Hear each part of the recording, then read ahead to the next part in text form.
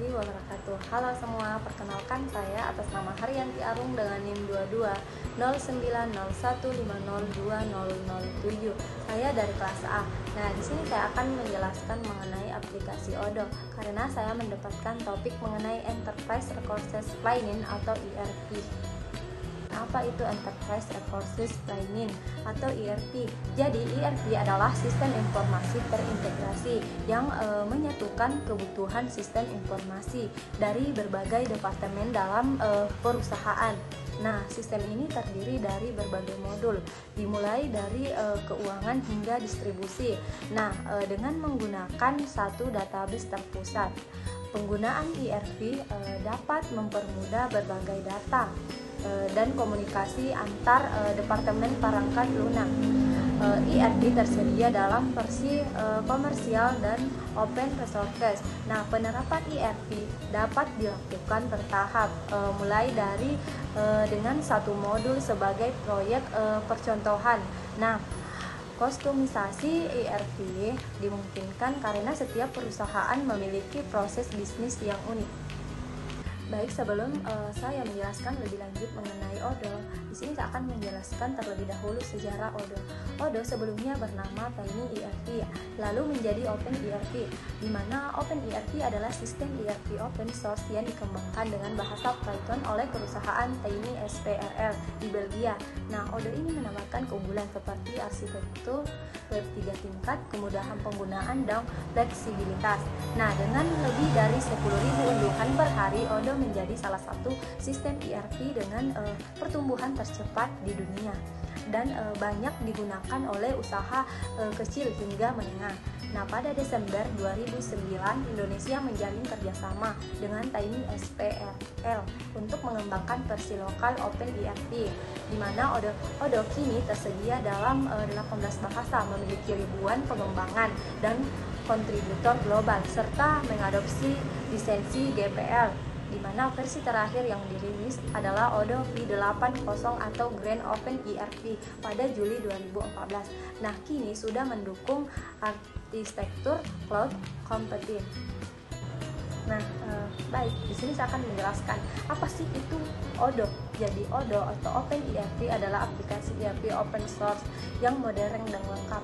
Nah, ini tuh mencakup berbagai modul bisnis seperti sales, CRM, SDM, manufaktur, keuangan, dan lainnya. Nah, aplikasi ini tuh dibangun dengan arsitektur MVC menggunakan framework Open Object serta mendukung alur kerja yang fleksibel antar muka dinamis, SML, RVC, dan sistem pelaporan yang dapat dikustomisasi. Nah, di mana Odoo ini itu dikembangkan menggunakan Python XML dan JavaScript, serta menggunakan PostgreSQL sebagai suatu sistem manajemen berbasis datanya.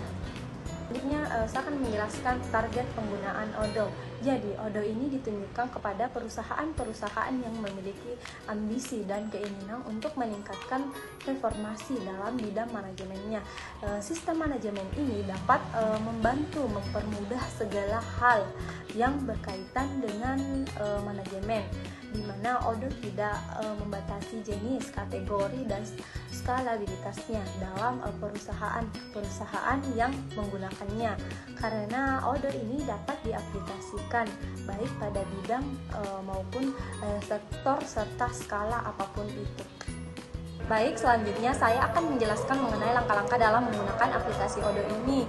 Jadi, pertama itu kita masuk pada aplikasi Odoo, lalu akan muncul banyak pilihan. Ada website, sales, pengoperasian, manufaktur, marketing, dan SDM, serta penyesuaian seperti pada tampilan layar. Nah, di sini saya akan memilih akuntansi yang ada pada bagian pengoperasian. Setelah itu, kita akan mengisi mengenai informasi perusahaan. Lalu kita akan mendapatkan pesan yang masuk melalui email kita, seperti tampilan pada layar. Nah, di sini kita akan memilih accounting. Setelah itu muncullah informasi penjualan dan pembelian pada perusahaan kita. Nah, ini adalah beberapa langkah dalam menggunakan aplikasi Odoo ini. Nah, di sini saya akan menjelaskan kekurangan dan kelebihan pada aplikasi Odoo ini. Yang pertama itu saya akan menjelaskan kelebihan aplikasi Odoo ini. Akses informasinya itu dapat dipercaya, multiplatforma, bisa menggunakan sistem operasi Windows dan Android, menghindari redundasi dari pemasukan data dan operasi, mengurangi jeda waktu penampilan informasi dan laporan, serta pengurangan biaya, penghematan waktu, dan peningkatan kontrol dengan analisis skala enterprise. Nah, modul lengkap dan saling terintegrasi. Selanjutnya itu kekurangan pada aplikasi Odoo ini. Yang pertama itu terdapat pada program aplikasi Odoo, di mana banyak memberikan pilihan konfigurasi. Hal ini menyulitkan untuk kita dapat menemukan cara tertentu dalam aplikasi ini. Nah, dikembangkan oleh komunitas. Maka setiap saat program ini banyak mengalami perubahan dan perbaikan. Dan Tiny ERP atau Odoo ini dikembangkan juga dengan bahasa pemrograman Python. Komunitasnya belum banyak, sehingga kita akan kesulitan ketika terjadi masalah. Kita akan sulit mencari informasi. Nah, jadi kesimpulan yang dapat saya berikan dari materi penjelasan saya mengenai Enterprise Resource Planning atau ERP adalah sistem informasi terintegrasi yang menyatukan berbagai kebutuhan sistem informasi departemen dalam perusahaan. Nah, ini itu terdiri dari berbagai modul seperti keuangan dan distribusi, dan menggunakan satu database terpusat. Nah, ini itu mempermudah berbagai data dan komunikasi, di mana Odoo adalah salah satu perangkat lunak ERP yang ditunjukkan untuk perusahaan yang ingin meningkatkan kinerja manajemennya. Nah, Odoo ini memiliki kelebihan seperti akses informasi yang terpercaya, multi-platforma, mengurangi redundasi data, efisiensi waktu, dan modul yang terintegrasi. Namun, Odoo juga memiliki kekurangan seperti banyaknya pilihan konfigurasi yang menyulitkan, di mana pengembangan oleh komunitas yang menyebabkan perubahan ini terus-menerus, dan kurangnya komunitas yang menggunakan ini itu dapat menyulitkan pencarian informasi saat terjadi masalah.